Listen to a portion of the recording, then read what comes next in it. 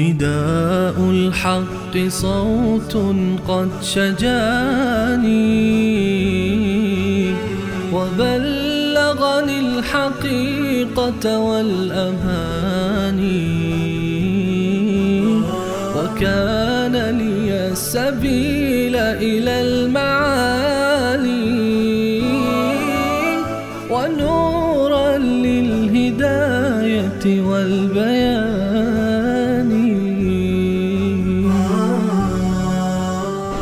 أعوذ بالله من الشيطان الرجيم. بسم الله الرحمن الرحيم. ولو بسط الله الرزق لعباده لبغوا في الأرض ولكن ينزل بقدر ما يشاء إنه بعباده خبير بصير. صدق الله العظيم.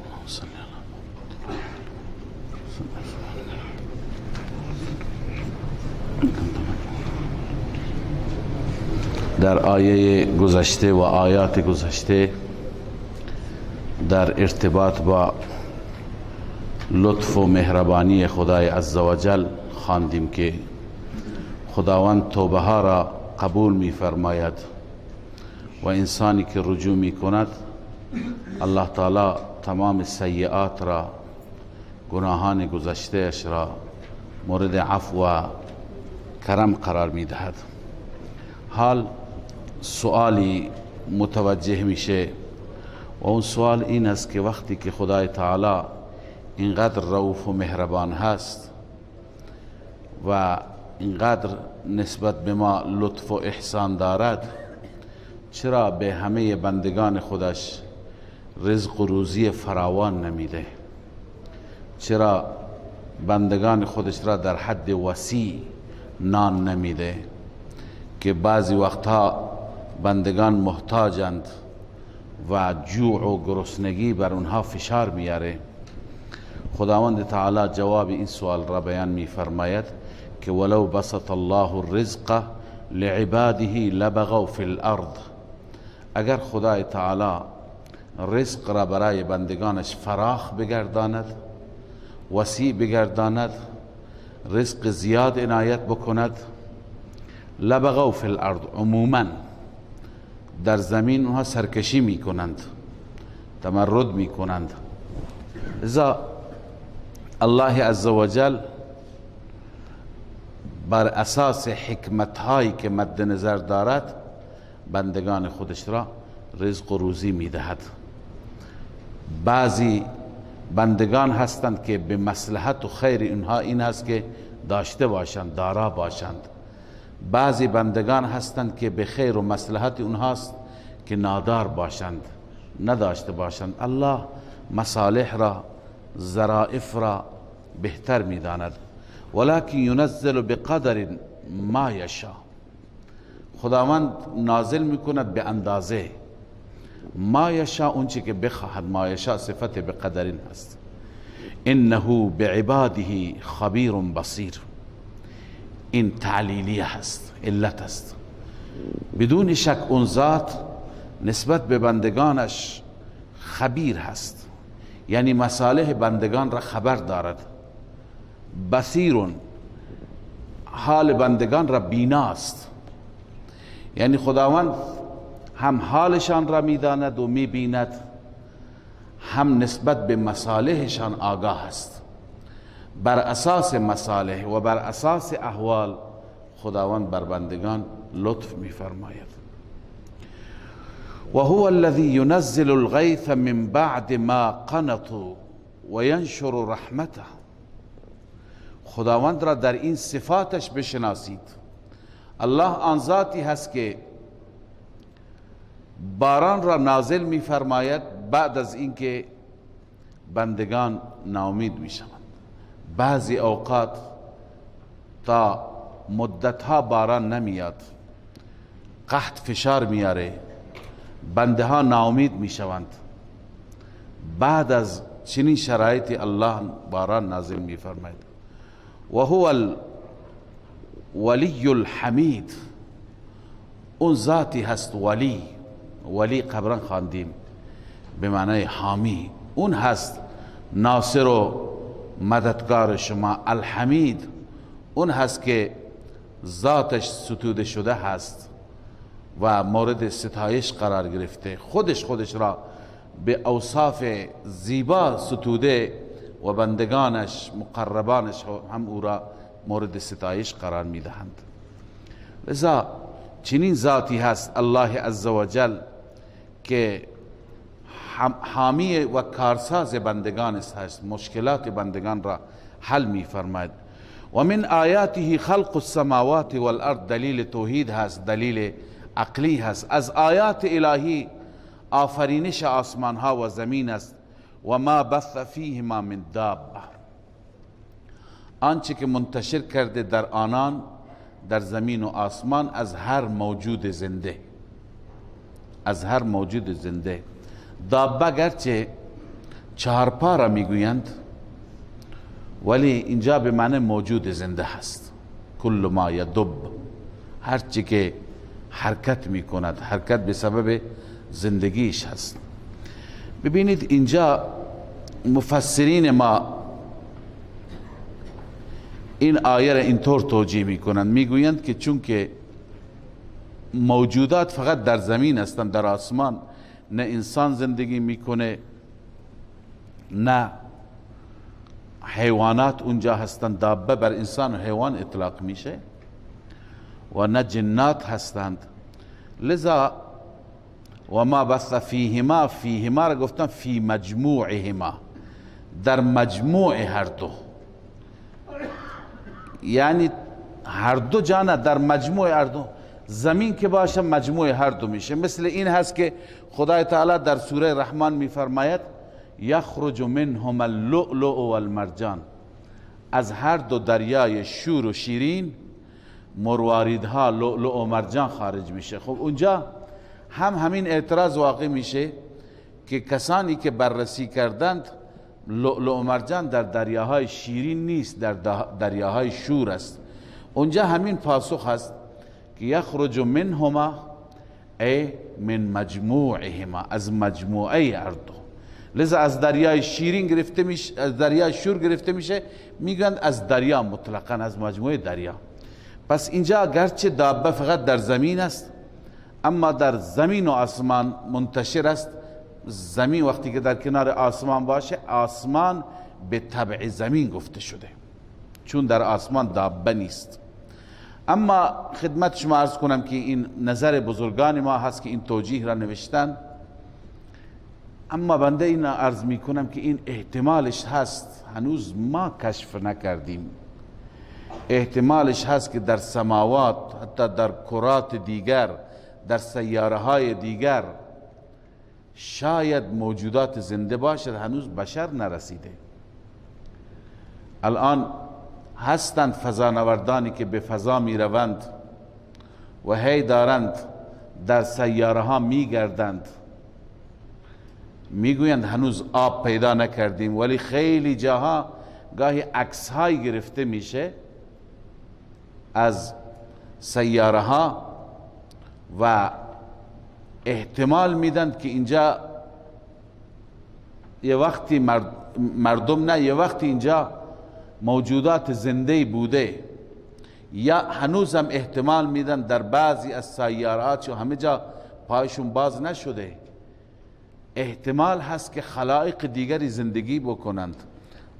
دانشمندان به دنبال کشف هستند، شب و روز دارن تلاش میکنند. هنوز اینها 1/100 و 1/1000 شاید کرات را، سیاره ها را هنوز ندیدن، نگشتند. بنابراین و ما بث فیهما من دابه، شاید نیاز به این توجیه نباشد. الله بهتر میداند که کجا کجا مخلوق زنده دارد و مخلوقاتش به حیات خودشون میپردازند. و هو علی جمعهم اذا یشاء قدیر، و اون ذات بر جمع کردن همه این مخلوقات، همین زمین شما ببینید مخلوقات کجا کجا منتشر شدند، مخلوقات در کدام قاره ها هستند، سرزمین ها و بلاد هستند، کوه ها و دشت ها هستند، اما از انسان ها و حیوانات. الله هر وقتی که بخواهد جمعشان بکند بر جمع کردنشان قادر است. و هو علی جمعهم اذا یشاء قدیر. پس الله عزوجل چنین ذاتی هست دارای این قدرت. بعد از این الله تعالی تخویف دنیوی بیان می فرماید برای کسانی که از این آیات الهی متنبه نمی شوند، از این آیات پند نمی گیرند. الله می فرماید و ما اصابکم من مصیبت فبما کسبت ایدیکم و یعفو عن کثیر. آنچه که به شما می رسد، هر مصیبتی که به شما می رسد، هر مصیبتی که در زندگی شما اتفاق می افتد، بدانید ای انسان ها فبما کسبت ایدیکم، به سبب عمل کرده خود شماست، به سبب کسب دستهای شماست. اگر شما را خدا مؤاخذه می کند به سبب خودتون هست. اگر شما ورشکست میشید، اگر شما عرض کنم که گرفتار بلاها و رنجها میشید، این عملکرد خود شماست. و یعفو عن کثیر، الله از بسیاری از موارد عفو می کند. یعنی بسیاری کارها شما انجام می دهید، گناه ها انجام می دهید، اشتباهات انجام می دهید که می طلبد شما به مجازات گرفتار بشید، ولی خدا نادیده می گیره. و یعفو عن کثیر، بسیاری از اون چیزهایی که الله مشاهده می کند عفوشون می کند، شما را فورا نمی گیرد. خب این آیه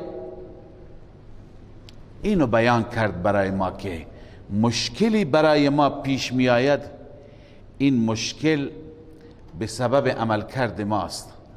اول میخوام اینو مشخص بکنم که مورد خطاب کفار هستند یا همه هستیم، مسلمان و کافر.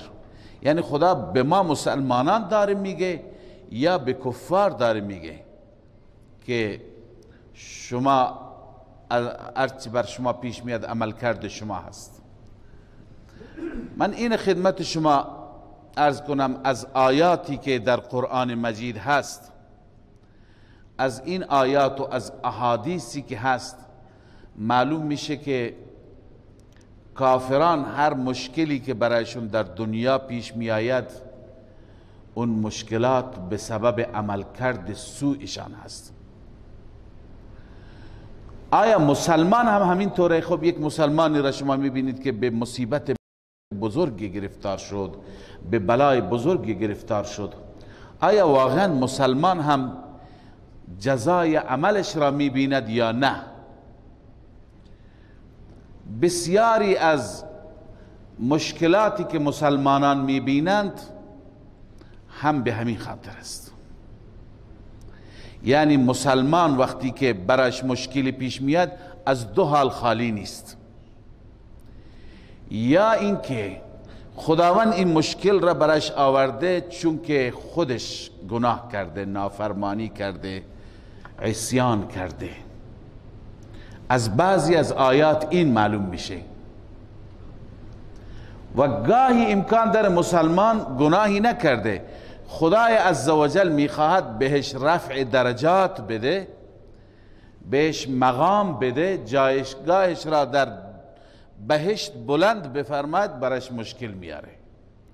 لذا هر مصیبتی که بر مسلمان هست به سبب عملکرد بد نیست، اما هر مصیبتی که بر کافر میاد به سبب عملکرد بد است. امکان داره بعضی از مصیبت ها و مشکلات بر مسلمان آمده اینا امتحانند، اینا سبب رفع درجات هستند. گرچه ما خودمون بر خود چنان باید بدبین باشیم که اگر به مشکلی گرفتار شدیم به خود بگیم که عملکرد خود ما هست، بیایم اعمال خودمون را بپاییم. من که این ضرر میلیاردی را کردم، اشتباهم از کجا بود؟ نگاه بکنیم آیا من جای ربا نگرفتم، معامله ربوی انجام ندادم، جای من ستم نکردم، دلی را نشکستم، جای من فلان گناه را نکردم. حتما ما باید خودمون را، این آیات به ما میگه ما خودمون را بررسی بکنیم و استغفار بخوانیم. اما در باب مسلمان لازم نیست که حتما مسلمان اشتباهی کرده باشه. ببینید چند آیه هستند که از این آیات هر دوی اینها مفهوم است. یه جای الله می فرماید ظهر الفساد فی البر والبحر بما کسبت ایدی الناس. فساد در بر و بحر، در خشکی و دریا ظاهر شد. هر جا می بینی فساد. چرا؟ بما کسبت ایدی الناس، به سبب کسب دست مردم است، به سبب عمل کرده مردم است. لیذیقهم بعض الذی عملوا، الله میخواهد به این انسانها بچشاند بعضی از عملکردهایی که انجام دادند. خدا میخواهد بعضی از عملکردها را به انسان بچشاند که ای انسان این عملکرد خودت است. قرآن مجید صراحتا فرموده، در جای میفرماید که ما اصاب من مصیبت فی الارض ولا فی انفسکم الا فی کتاب. ای انسان، هر مصیبتی در زمین اتفاق میفته یا در وجود شما اتفاق میفته، اینها همه در لوح محفوظ نوشته. یعنی از این آیه معلوم میشه بعضی ها بنابر تقدیر الهی هست. در آیه دیگه هست ما اصاب من مصیبت الا باذن الله، هیچ مصیبتی نمی آید مگر به اذن الهی می آید.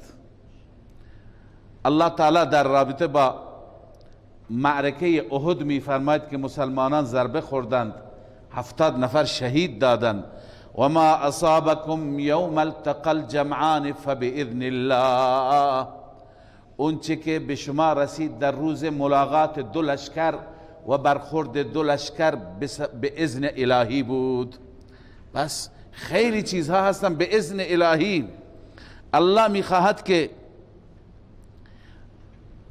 برای بندگانش امتحان بیاره، آزمایش بیاره، بندگان خودش را رتبه بده، مقام بده.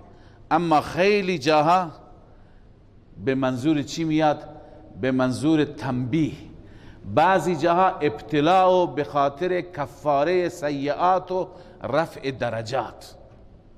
علی ای حال هر چی بود مؤمن باید متوجه خدا بشه. اینجا هم الله تعالی می فرماید که هر مصیبتی که برای شما می آید، گرچه بیشترین خطاب اینجا برای کفار است، چون در ادامه می بینید که کفار را خدا میگه، ولی مؤمن هم خودش را شامل بداند که به سبب عملکرد خود من هست. فبما کسبت ایدیکم، به سبب عملکرد شماست. و یعفو عن کثیر، خیلی را خدا عفو می فرماید. و ما انتم بمعجزین فی الارض، این هم خدا می فرماید وقتی به خاطر مهلتی که الله بهت میده مغرور نباش. مهلتی که خدا بهت میده مغرور نباش. شما عاجز کنندگان روی زمین نیستید، یعنی شما نمیتونید همیشه فرار بکنید، در برید. و ما لکم من دون الله من ولی ولا نصیر، وقتی که مصیبت بیاید هیچ حامی هم نداری، نیست برای شما بغیر از الله هیچ حامی و هیچ یاور و مددکاری. پس بهتر همینه که به خدا متوجه باش، به خدا بچسب که خدا میتوند بهترین حامی و یاورت باشد. و من آیاته الجوار فی البحر کالاعلام، حال خدای عزوجل بعضی دیگر از آیات و علائم و نشانات را خدای تعالی بیان می فرماید. الله می فرماید از آیات الهی چیه؟ الجوار. جوار جمع جاریه هست، کشتی را میگن. کشتی های بزرگ در دریا که کل اعلام مثل کوه هستند. از بس بزرگ گاهی انسان کشتی را میبینه تو دریا فکر میکنه کوه هست. بعضی وقت کشتی اینقدر بزرگ از دور میبینی فکر میکنی وسط دریا یک جزیره هست، اونجا مردم زندگی میکنند و واقعا بعضی کشتی ها به اندازه یک جزیره هستند. گاهی میشنوید یک کشتی میاد باری را میاره 6 ماه طول میکشه که فقط بار کشتی خالی بشه، اونم با تمام امکانات روز و با جر ثقیل و با همه. یک کشتی دیدیم در چابهار آمده بود، نسبت به اون بزرگترها کوچک بود، گفتند که شکر آورده از یک کشوری و بار شکرش 2000 کمپرسی، 2010 تن، یعنی 2000 تا 10 تن بیاد بار بزنه بعد بارش خالی میشه. زاد این کشتی ها کوه هستند واقعا. 7 طبق بود، فقط اون جایی که ملاحان زندگی میکردند خانوادگی گفتند چندین ماه تو دریا هستین همون جا زندگی میکنند. لذا این کشتی با این حجم این کشتی غرق نمیشه، واقعا قدرت الله است. الله تعالی این آیه را و این نشانی را بار بار تو دریا تو قرآن بیان فرموده، ذکر فرموده. اینجا هم الله می فرماید کشتی که به اندازه کوه هست و مثل کوه هست، این کشتی را الله با قدرت خودش میبرد. خب الان امروز کشتی ها موتور دارند، در قدیم کشتی ها بادبانی بودند و با حرکت باد سیر می کردند و حرکت می کردند. بیشتر وقتی که باد به هر سمتی بود به اون سمت کشتی را می انداختند، باد دیگه کمتر کم کم می برد او را، هر جا که نیاز بود اون پارو هم می زدند. لذا الله می فرماید که ببین من چقدر لطف دارم بر شما بندگانم، من کشتی شما را میبرم. اگر وسط دریا برسید و باد متوقف بشه، باد بیستد، کشتی چند هزار تنی باد ایستاده کشتی نمیره، چیکار میکنید؟ فکر نمی کنید که کدوم قدرت شما را نجات بده؟ لذا انسان به این فکر میفته واقعا بغیر از الله هیچ که نیست. امروز درسته با باد نمیره، ولی این تصور بکن که کشتی میره وسط دریا، موتورش خراب میشه، خاموش میشه، سوختش تمام میشه، کی هست که شما را نجات میده؟ لذا باید کی را فریاد بزنید؟ الله دوست داره بندهش در هر حال او را یاد کند. گاهی چنین تصویرهای الله به تصویر میکشد که بندگان این احوال را یاد کنند و بگویند بغیر از الله هیچ کس نیست. لذا الله می فرماید این یشاء یسکن الریح، اگر الله بخواهد باد را خاموش می کند، ساکن می کند، یعنی از وزیدن می افته، متوقف می کند. فیضللن رواکد علی ظهره، پس می گردن این کشتی ها ایستاده بر پشت دریا ایستاده. ان فی ذلک لآیات لکل صبار شکور، همانا در این نشاناتی هست، در این واقعات، در این بیانات نشاناتی هست برای هر انسان صبار و شکور. الله انسانها را با این صفات دوست داره، صبار و شکور. صبار مبالغه صبر هست، مبالغه صابر هست. شکور مبالغه چی هست؟ شاکر است.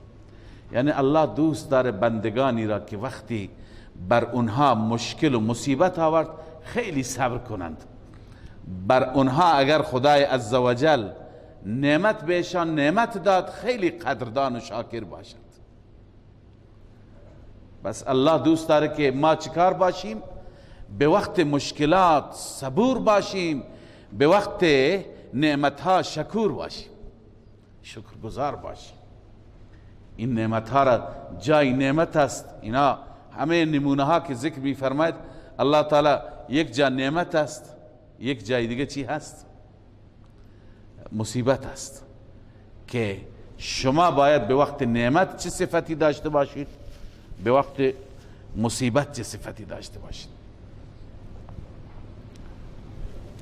این سوره گرچه در بیان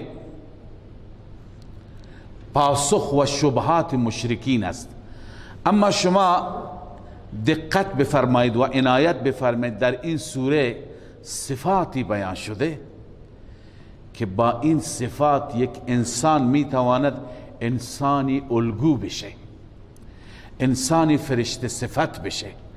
خداوند چنان مسیر و جهت را تعیین میکند که ما اگر بیاییم اعمال خودمون را، صفات خودمون را تطبیق بدیم و همینطور که خدا میگه همینطور قرار بگیریم،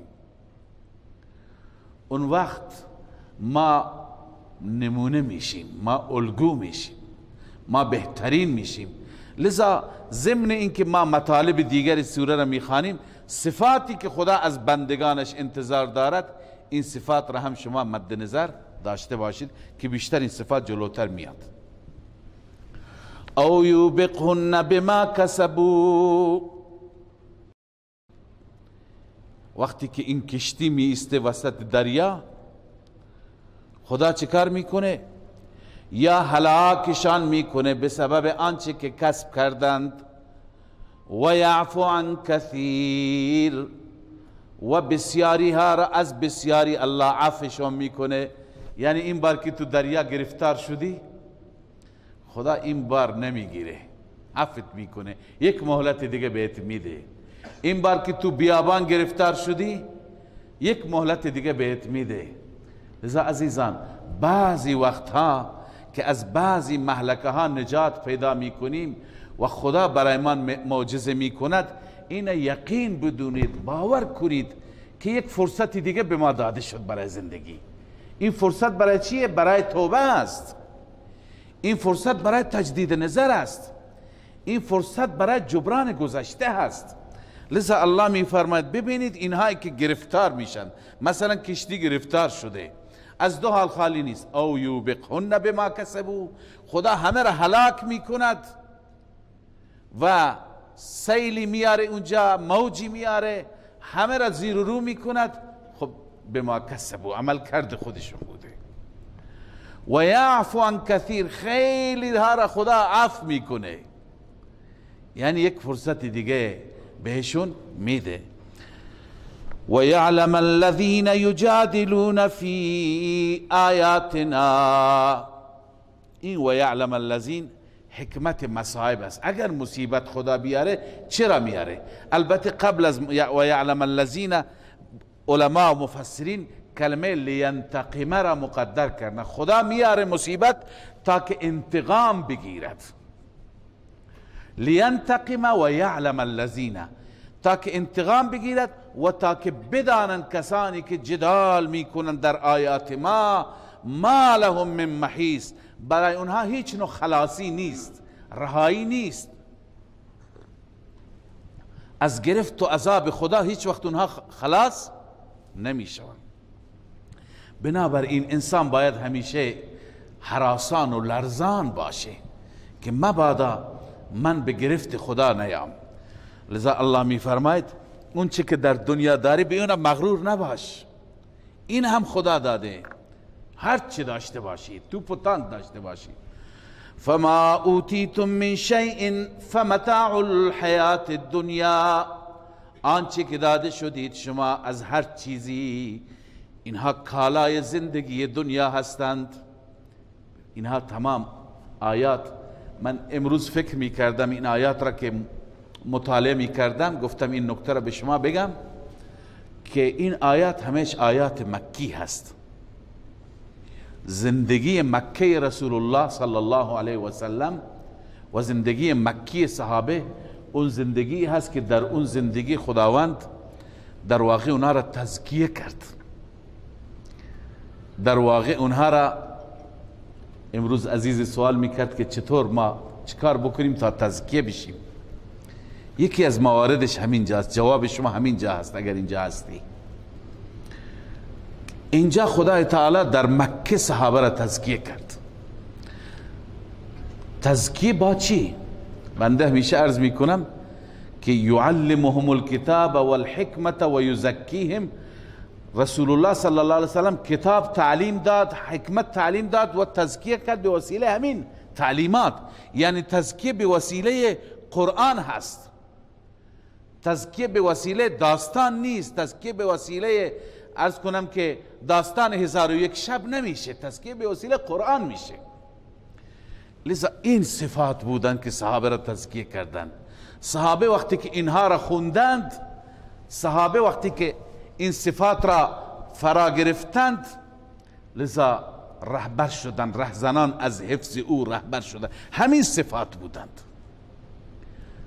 مثلا اینجا تزهید من الدنیا هست، اینجا توکل هست، اینجا اجتناب از کبائر هست، از گناهان دوری کردن است، اینجا عفو و بخشش هست، اینجا نماز هست. یعنی اینها باعث میشه که یک انسان انسان کامل بشه، یک انسان انسان وارسته بشه، یک انسان همونه بشه که خدا میپسندد، دوست دارد. لذا بیاییم و این آیات را که میخوانیم با از خدا هم بخواهیم، با خدا هم عهد کنیم که اینگونه باشیم. لذا الله عز وجل میفرماید که و ما عند الله خیر و ابقا. این باید در دل من قرار بگیرد، در دل شما باید جای بگیرد که الله می فرماید و ما عند الله خیر و ابقا. اون چه که نزد الله است اون بهتر است و اون باقی مانده تر است. للذین آمنوا و علی ربهم یتوکلون. ببین این صفته برای آنهایی که ایمان به خدا و به توحید الله دارند. و علی ربهم یتوکلون، و فقط بر ربشان توکل میکنند. توکل، دوری و تزهیدن دنیا، بی ارزش بودن دنیا. ما که مثل کنه چسبیدیم به دنیا، چطور تزکیه میاد؟ لذا این گونه باید بود. اینجا خدای عزوجل برای نجات از عذاب و از مصیبت 3 تا صفت بیان میکنه. این صفات را و این 3 تا اصل را در جاهای متعددی از قرآن بیان میشه. یکی این که شرک نکنید، دوم این که ظلم نکنید، سوم این که احسان کنید. با خدا کسی را شریک نگیرید، بر هیچ انسان ظلم و ستم نکنید، سوم این که تا جایی که میتونه احسان و خوبی بکنید. اینها حالا اینجا بیان شده، این 3 تا صفت دیگه. الله میفرماید این و علی ربهم یتوکلون. کیا هستند؟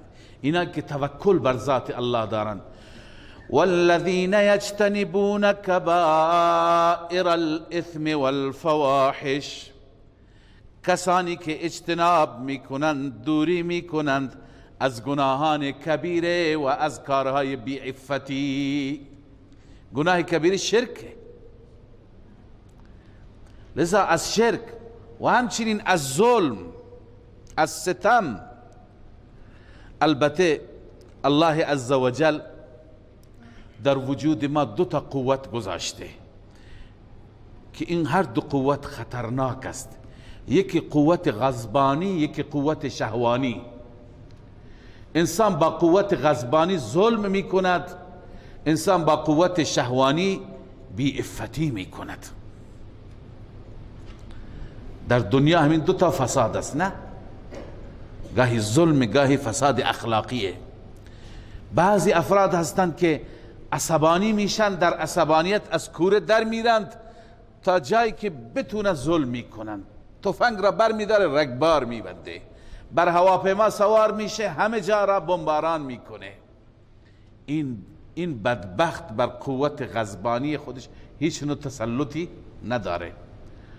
و کسی که بر قوت شهوانی داشته نباشه تسلط، هیچ حلال و حرام نمیشناسه، برای نیاز جنس خودش دست به هر جنایتی میزند. الله میخواد اینها را کنترل کنید. والذین یجتنبون کبائر الاثم والفواحش، اونهایی که اجتناب میکنه از گناهان کبیره مثل شرک و همچنین از فواحش، از کارهای فحش و بی‌حیایی و فساد اخلاقی. و سوم عرض کردم احسان کنید. و اذا ما غضبوا هم یغفرون، هرگاهی که عصبانی میشوند درگذر میکنند. بر کسی که عصبانی میشه لازم تو گوشش بزنه، اما خودش را کنترل میکنه و گذشت میکنه. لذا این خدا از من و شما میخواد. و علاوه از این اینا صفات هستن، صفات دیگر. اصل صفت عبدیته، صفت بندگیه که انسان خدا را در اون عبادت کنه. الله می فرماید والذین استجابوا لربهم و اقاموا الصلاة، آنانی هستن متوکلین که اجابت میکنن برای ربشان. و اقاموا الصلاة یعنی دعوت رب را اجابت میکنه و نماز میخواند. اقامه نماز یعنی یؤدونها بجمیع حقوقها، با همه حقوق نماز میخواند. یعنی از طهارت گرفته، اون طهارت ظاهر است، شما وضو میگیرید، دست و چهرهتون را و پاهایتون را میشویید. و طهارت باطن، طهارت باطن این که در درون شرک نباشد، کفر و نفاق نباشد. و همچنین در درون بعضی دیگر نجاست ها مثل بغض و حسد و کینه و دورنگی و اینها هم نباشد. و انسان با حضور قلب نماز بخواند، خشوع و خضوع در نمازش باشد، استحضار باشد، یعنی گویی که در محضر الله ایستادم و او مرا میبیند و من او را میبینم، اون چیزی که رسول الله فرمود. لذا این هست جمیع حقوق نماز تا آخر. و اقاموا الصلاة و امرهم شورا بینهم، و کارهایشون با شورا هست فیما بینشان، یعنی مشوره میکنند. هر کاری خود رأی و عرض کنم که یک کتاز نیستند، دیکتاتوری ندارند، بلکه اونها کارشون بر اساس چی هست؟ شورا هست. و مما رزقناهم ينفقون، این عبادت مالی هست. همه اینها لازمه. خرج کن در راه الله، از آنچه که ما بهشون رزق میدیم خرج میکنن. خرج کن در راه الله تا حب مال از بدن تو، از وجودت بره بیرون. سجده کن الله را و تواضع کن تا حب جاه و مقام از وجودت بره بیرون. هم متواضع بشی، هم فروتن بشی، و هم در دلت عرض کنم که بی ارزش بودن دنیا بیاد. اما نه چنان عرض کنم که عفو و بخششی که کسی تو سرش بزنه هم سرش را پایین تر بگیره، نه. والذین اذا اصابهم البغی هم ینتصرون، آنانی که هرگاه به اونها ظلمی برسد هم ینتصرون، آنها انتقام میگیرند. البته فقط انتقام، نه زیاده روی. اگر کسی یک سیلی زده دیگه تو چاقوی نزن، تو سرش را نشکن، این انتقام نیست، این ظلم است، این تعدی هست، این زیاده روی هست. لذا اذا اصابهم البغی، وقتی که به اونها ظلمی میشه هم ینتصرون، انتقام میگیرن. و قانون انتقام را الله بیان میفرماد و جزاء سیئة سیئة مثلها، جزای سیئه سیئه هست مثل آن. اما اگر کسی بخواد انتقام بگیره میتونه انتقام بگیره، اما اگر عفو بکند، چون بسا اوقات انتقام باعث فتنه و فساد بیشتر میشه. الله میفرماید فمن عفا و اصلح فاجره علی الله، هر کسی عفو بکند و هر کسی صلح بکند، اصلاح بکند، فاجره علی الله، این نتیجه عفو. خدا چون خیلی دوست دارد صلح و اصلاح را، اجرش بر الله است. انه لا يحب الظالمین، الله ظالمین را هم دوست ندارد. اینکه تو از ظالم انتقام نگرفتی، و خدا تشویقت کرد که انتقام نگیر، نه اینکه خدا اون ظالم را دوست داره، اون فکر کنه که تشویق شد این که گذشت بکنه چون خدا من دوست داره. نه، کار او اشتباه بوده. الله ظالم را دوست ندارد، الله عفو کننده را دوست دارد که این عفوش باعث صلح شد، این عفوش باعث دفع فتنه شد، نه اینکه اون آدم خوبی بوده. ولمن صبر ولمن انتصر بعد ظلمه. اما اگر کسی وجدانش قبول میکنه که ببخشه، حتما انتقامش را بگیره. هر کسی که انتقام بگیره بعد از ظلمش، یعنی بعد از اینکه بر او ظلم شده، فاولئک ما علیهم من سبیل، این افراد، این گروه، بر اونها هیچ نوع ملامتی نیست. چه کسانی مورد ملامتند؟ انما السبیل علی الذین یظلمون الناس، جزی نیست که راه الزام و ملامت بر اون کسانی هست که ظلم میکنند بر مردم و یبغون فی الارض بغیر الحق، و میطلبند در زمین فساد را بناحق.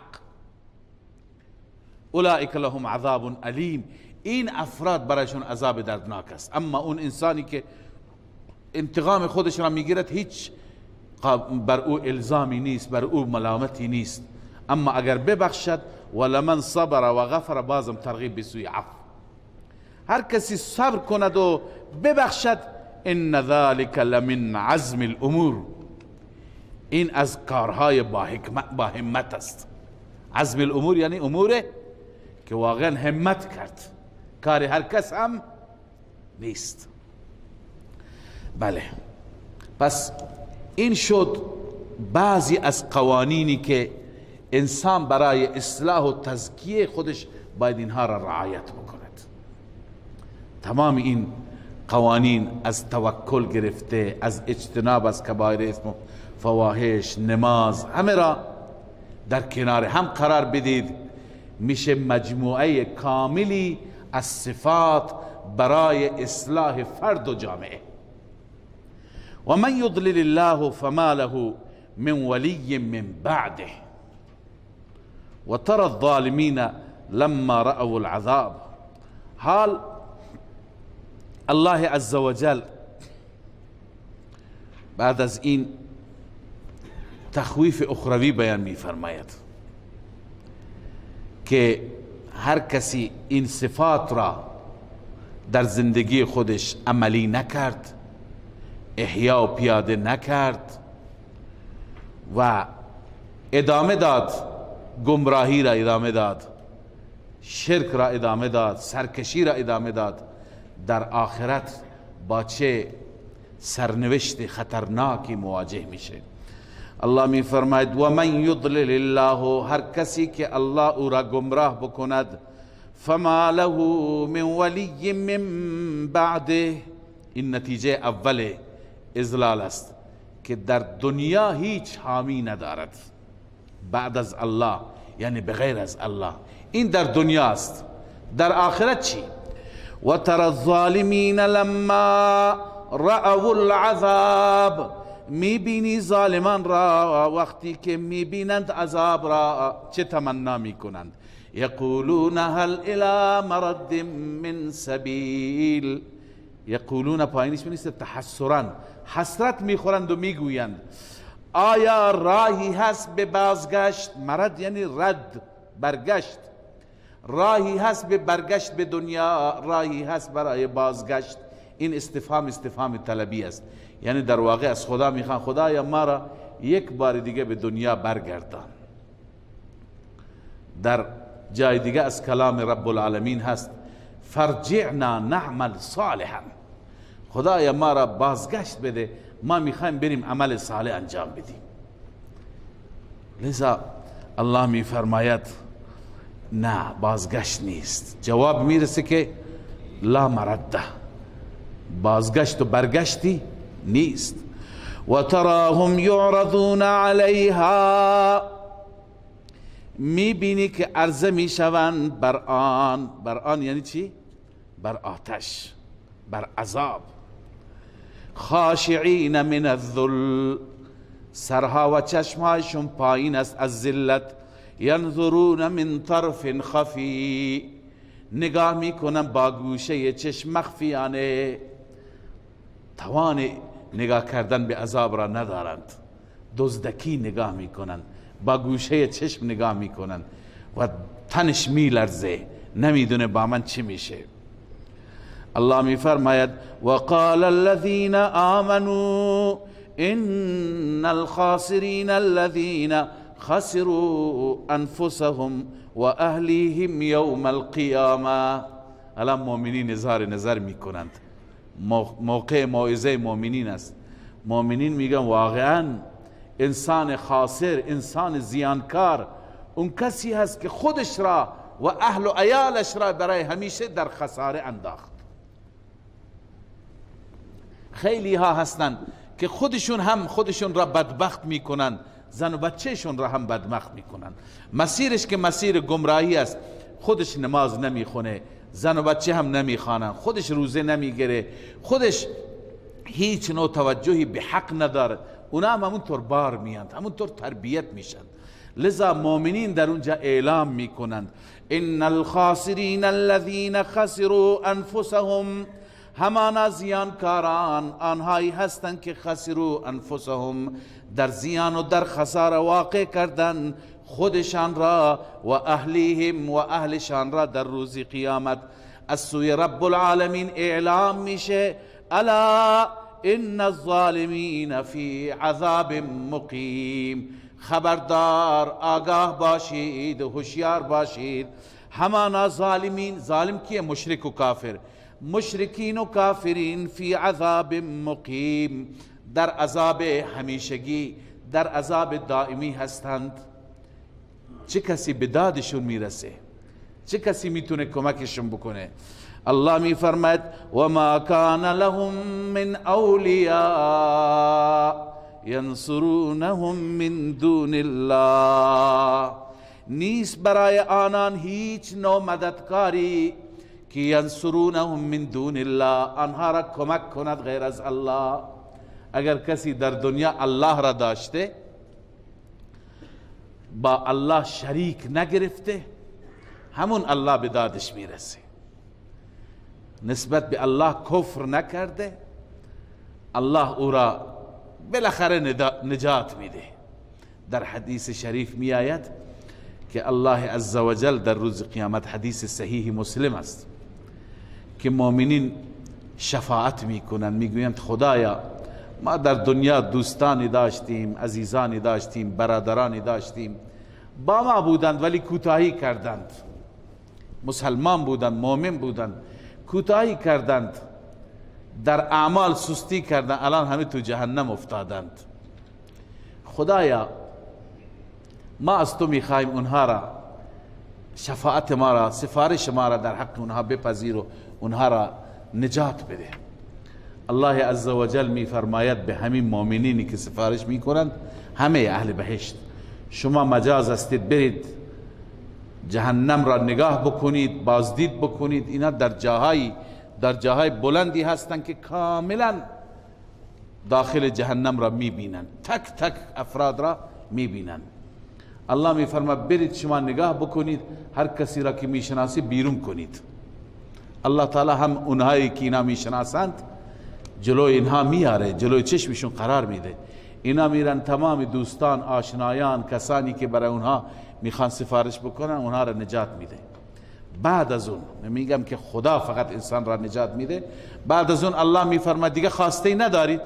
میگن نه خدایا، همه کسانی که ما میخواستیم نجات بدیم اینها هستند. الله میفرماید بروید ببینید کسی که در دلش به اندازه یک دانه، یک مسقال ایمان بوده، یک مسقال ایمان یعنی ایمان بسیار ضعیفی، برید اونها را هم بکشید ببرید با خودتون به بهشت. میرن جمع کثیری را از جهنم نجات میدند. باز الله آخرین اعلام میفرماید برید نگاه کنید هر که تو دلش می اندازه نیم مسقال ایمان بوده، نیم مسقال ایمان بوده، اون هم نجات بدید. میرند اونها را هم از جهنم نجات میدن. لذا هیچ کسی نمیتونه انسان را نجات بده مگر خود الله. کسی در دنیا اگر الله را داشته و قلبش با الله بوده اونجا برایش کاری میشه.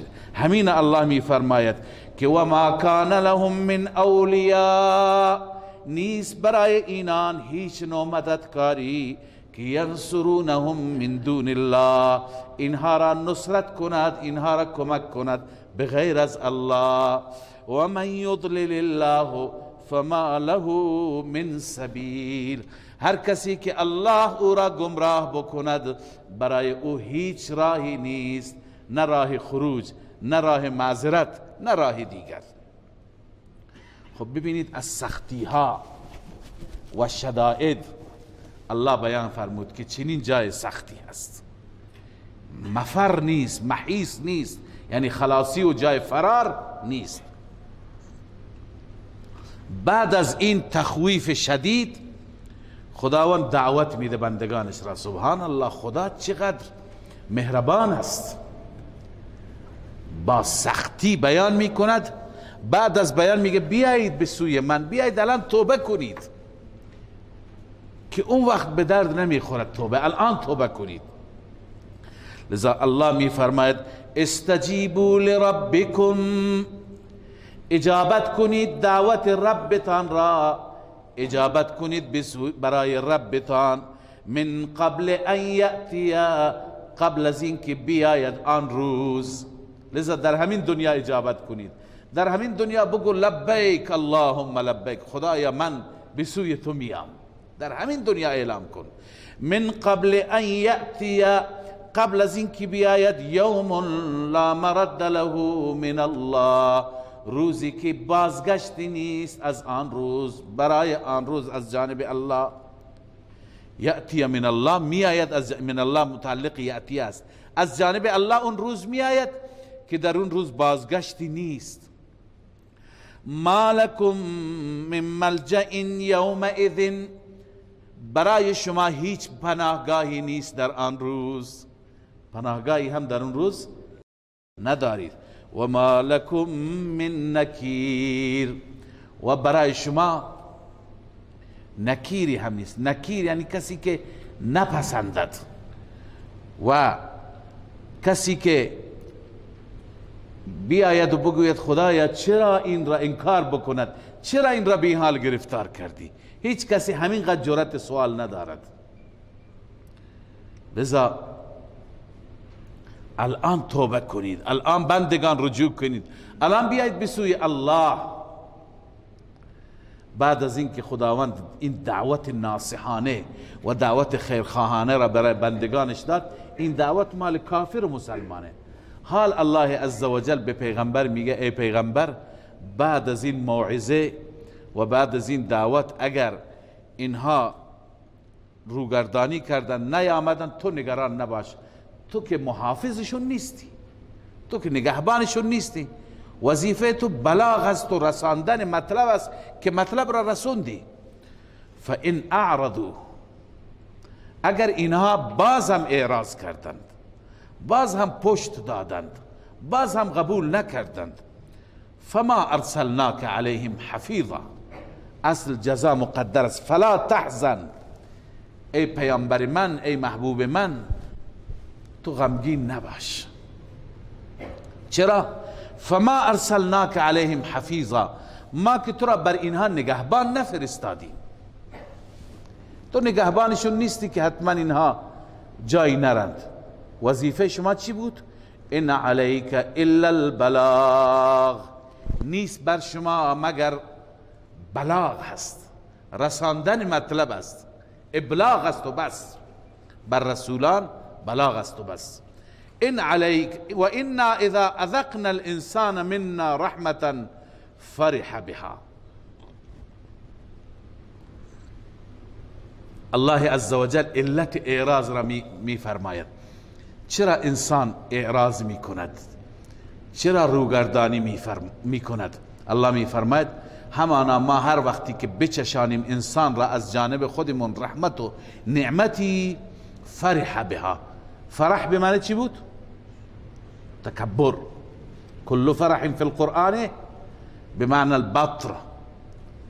وقتی که انسان را رحمتی بدیم تکبر می کند و وقتی که برای انسان مصیبتی بیاریم مایوس می شود، دلش می شکند. لذا اعتدال طبعا و فطرتا کم داره. و ان تصبهم سیئة بما قدمت ایدیهم، اگر برسد به این انسان ها مصیبتی به سبب عمل کردشان، به سبب آنچه که دستهایشون انجام داده، فإن الانسان کفور، همانا انسان در این هنگام ناسپاس است، ناشاکر میشه.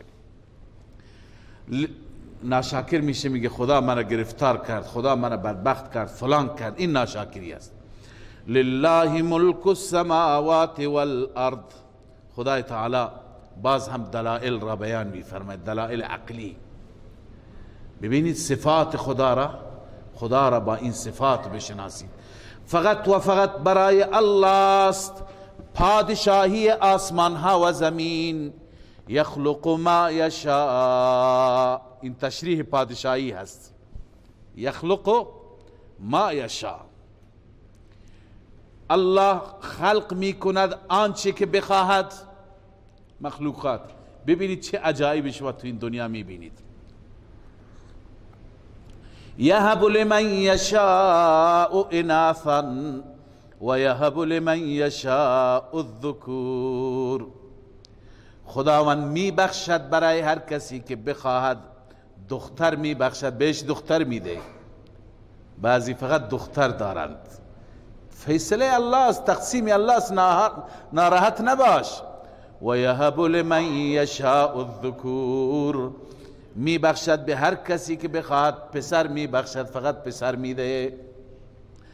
او یزوجهم ذکرانا و اناثا، یا اینکه جفت بهشون میده، از هر دو بهشون میده، هم پسر و دختر میده. و یجعل من یشاء عقیما، و قرار میدهد هر کسی را که بخواد عقیم و نازا، هیچ چی بهش نمیده.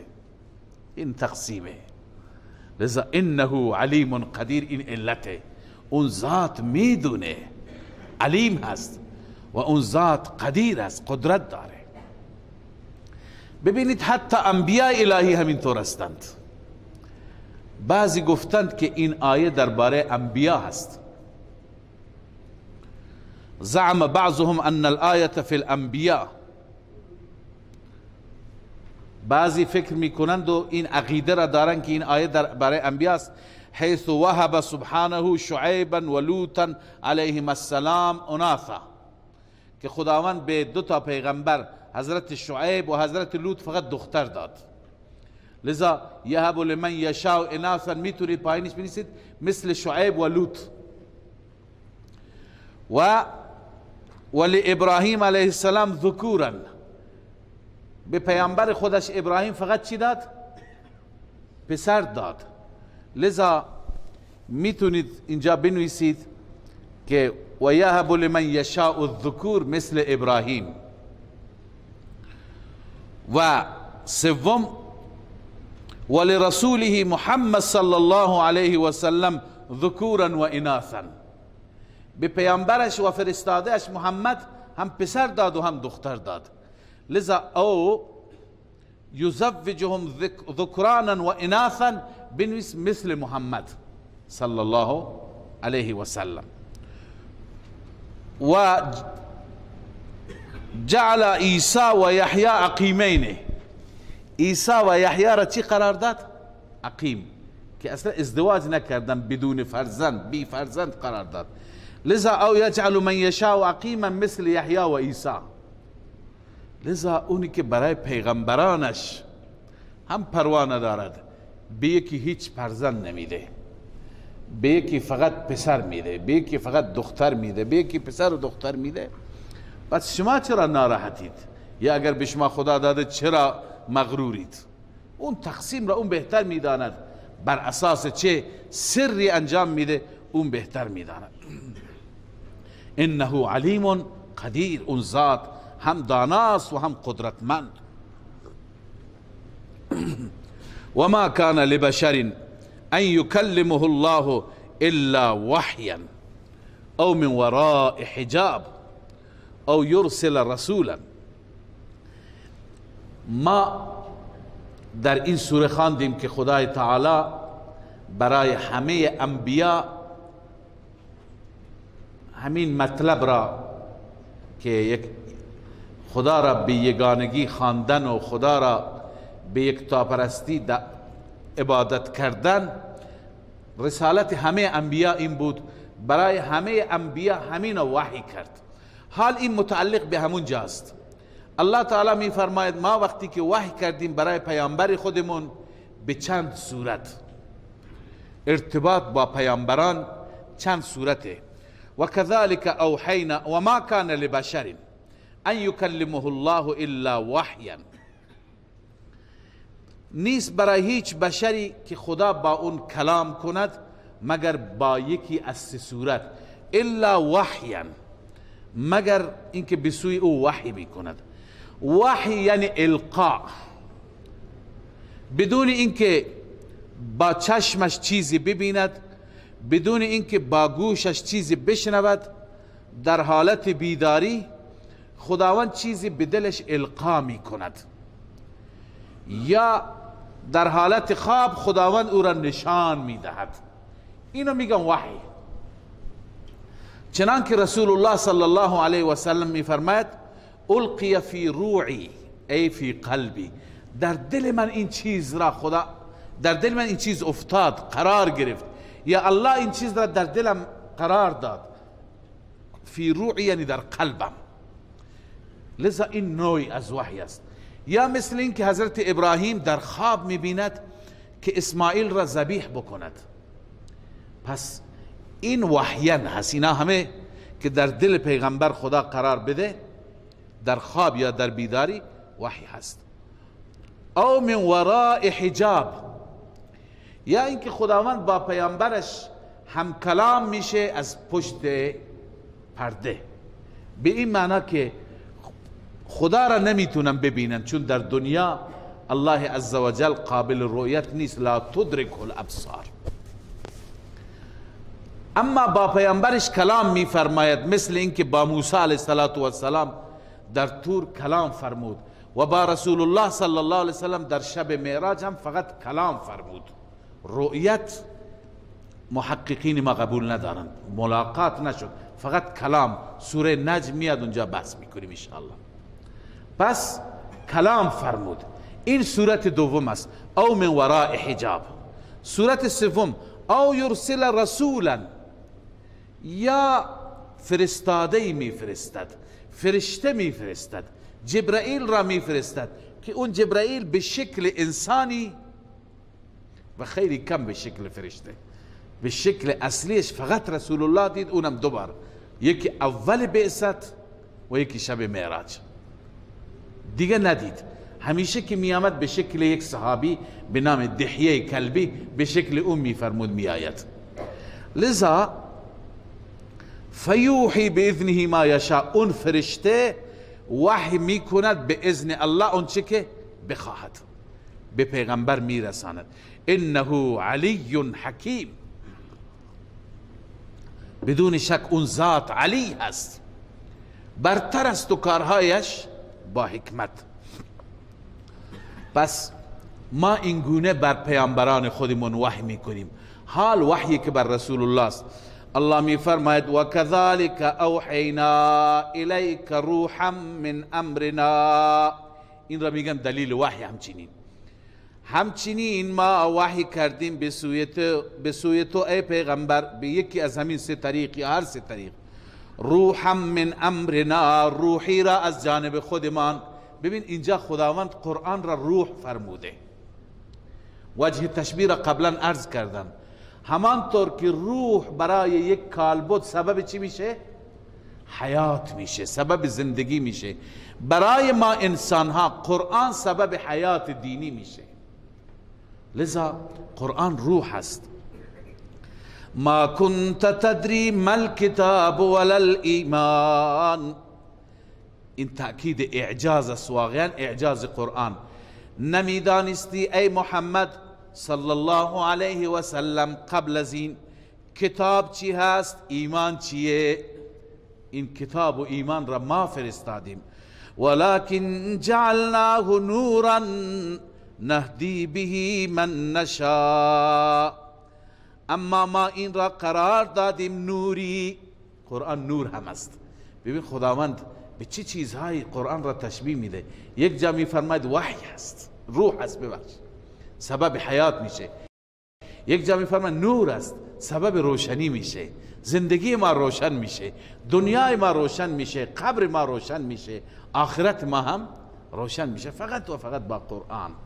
لذا الله می فرماید ولكن جعلناه نورا نهدی به من نشاء من عبادنا، اما ما قرار دادیم این قرآن را نوری که هدایت میکنیم، راهنمایی میکنیم به وسیله این قرآن. من نشاء من عبادنا، هر کسی را که ما بخواهیم از بندگانمان. اما کار تو چیه؟ این که کار خدا بود. وظیفه تو چیه ای رسول الله صلی الله علیه و سلم؟ و انک لتهدی الى صراط مستقیم، همان تو هدایت میکنی، راهنمایی میکنی مردم را به صراط مستقیم، به راهی که اون راه راست هست. راه مستقیم کدومه؟ صراط الله، اون راهی که خدا گفته. این ضمن این که مشخص کردن صراط مستقیم هم است، دلیل عقلی هم است. صراط الله الذي له ما في السماوات و ما في الارض، صراط الهی هست، راه الهی هست. اون اللهی که برای اوست تمام تصرفات آسمانی و زمینی. الا الى الله تصیر الامور، نه تنها که برای خداوند هست زمین و آسمان، زمین و آسمان به جای خود اختصاص آسمان و زمین نه، بلکه الی الله تصیر الامور، فقط و فقط به سوی الله همه امور برمیگردند. همه امور در دست الله هستند، فقط زمین و آسمان نیست. خب ربط این سوره و مقدمه این سوره را هم بخوانیم که اول درس شاید همه نباشید. عرض کنم خدمت شما سوره مبارکه زخرف است. زخرف معنایش هست طلا.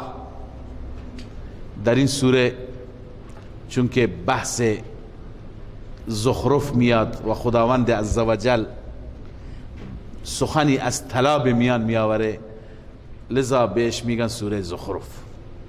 اونجا میخوانیم. چرا؟ عموما اسامی سوره ها من از ابتدا باید عرض میکردم تسمیه الکل به اسم الجز هست. همه سوره ها یعنی کل سوره را خداوند نامگذاری کرده به بخشی از سوره، چون در بخشی از سوره، مثلا در سوره بقره در یک بخشی بحث بقره است، همه سوره بحث بقره نیست.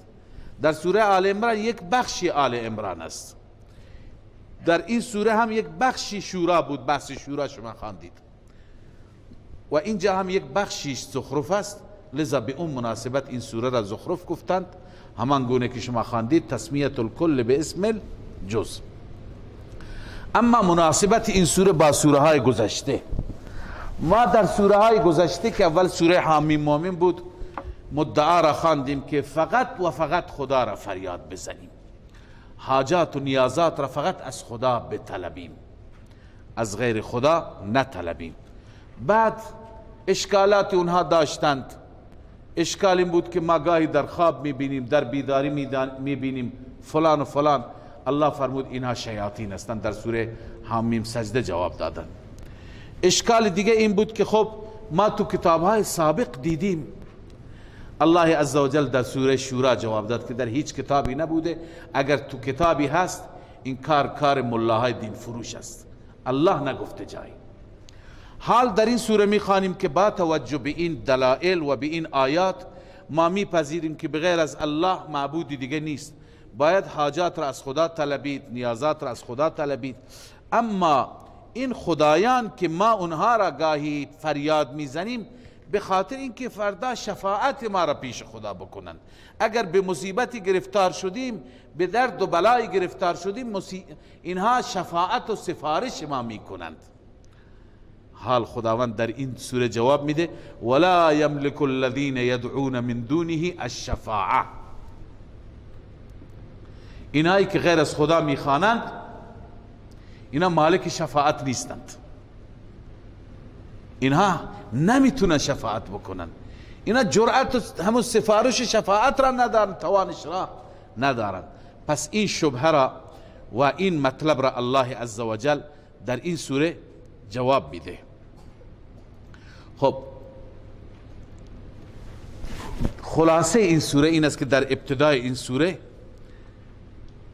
عرض کنم خدمت شما که تمهید است، مقدمه است همراه با ترغیب به سوی قرآن. هر جا خداوند در این سوره های مکی ذکر قرآن میاره، انا جعلناه قرآنا انا انزلناه فی لیلة مبارکه، تا اینکه ما تشویق بشیم به طرف چی؟ به طرف قرآن. و بعد در این سوره الله عزوجل 3 تا دلیل عقلی ذکر میفرماید و 4 تا دلیل نقلی. از این 4 تا دلیل نقلی 3 تا تفصیلی هستند، یکی دلیل اجمالی هست و همچنین شبهه در آخر، ازاله شبهه و پاسخ همین اشکال را الله تعالی در این سوره جواب میده. لذا خود سوره انشاءالله روز شنبه خوانده میشه. صدق الله. والصلاة والسلام على سيدنا وحبيبنا ومولانا محمد وعلى آله وصحبه أجمعين. إله العالمين یا رب العالمین، این صفاتی که این صفات را برای دعات، دعوتگران، بندگان خاص و بندگان مخلصت در این سوره ها بیان فرمودی و برای تربیت ما مسلمان ها این صفات را بیان فرمودی. ما را با این صفات تربیت بفرما، ما را متصف به این صفات بگردان، ما را تزکیه بفرما، ما را اصلاح بفرما، ما را متقی بگردان، ما را خدا ترس بگردان. پروردگارا اله العالمین، دنیا و آخرت ما را اصلاح بفرما، دین و دنیای ما را پیشرفت و ترقی عنایت بفرما. اله العالمین ربا، از ما کار دین بگیر، ما را برای دین خودت استعمال و استفاده بفرما. پروردگارا در ما اگر لیاقت و ارزش نیست، لیاقت و ارزش در ما پیدا بفرما و در جهت دین خودت از ما کار بگیر. اله العالمین پروردگار ما را مورد مغفرت و بخشش قرار بده، گناهان صغیره و کبیره ما را ببخش، به ما توبه نصوح نصیب بفرما مولا. و اله العالمین دین کامل، دنیای کامل، دین کامل، ایمان کامل، دنیای صالح و رزق حلال به ما نصیب بفرما. از ما راضی و خوشنود باش و همیشه در راه رضایت ما را موفق بفرما. خاتمه ما را با ایمان و آخرت ما را آباد بگردان. فاطر السماوات والارض انت ولینا فی الدنیا والآخرة، توفنا مسلمین و الحقنا بالصالحین. آمین برحمتك یا رحمن.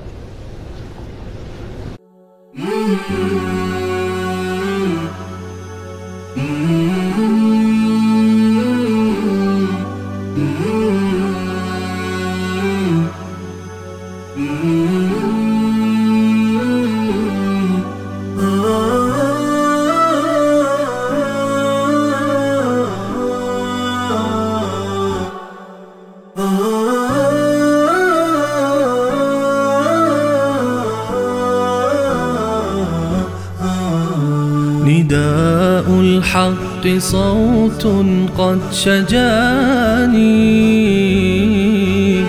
وبلغني الحقيقة والأماني، وكان لي السبيل إلى المعالي ونورا للهداية والبيان.